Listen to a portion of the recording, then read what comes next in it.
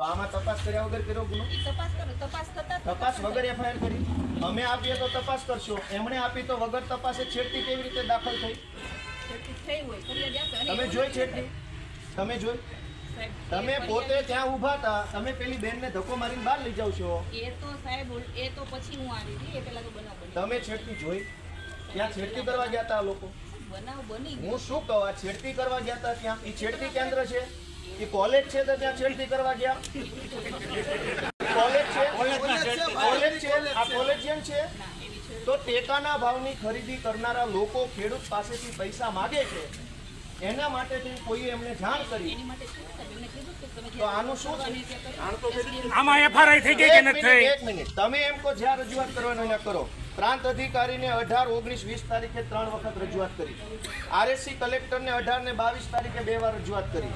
Collector સાહેબને 24 તારીખે મેં રજૂઆત કરી. 24 તારીખે સીઈઓને રજૂઆત કરી અને 24 તમને એફઆઈઆર આપી. હજુ તમે એમ કહો રજૂઆત કરો? તો આ ગુંડા તમને રજૂઆત કરવા આવ્યા હતા? બેન, ભગવાનથી ડરો, ભગવાનથી ડરો. ધીમે એટલે પણ હું કઈ ખાઈ ગયો? તમે અમની ઉપર ખોટા આરોપ મૂકો. વ્યક્તિ મારી હારે એવી રીતના વાત કરે, આપ મારી સાથે વાત કરો છો, હું શાંતિથી વાત કરું છું. બેન, તમે છેડતીનો આરોપ કેવી રીતે લગાવ્યો ન કરો? આપે ભાઈ મારી સાથે શાંતિથી વાત કરો, તો મને બેન કહો છો. હાલો પગે લાગુ. લ્યો, એવી કોઈ વાત લ્યો. નથી. છેડતીનો આરોપ કેવી રીતે કર્યો? એવી વાત નથી. કેવી રીતે છેડતી કરી અમને? એવી રીતના ઇન્સર્ટ નહીં, કેવી રીતે છેડતી કરી અમને?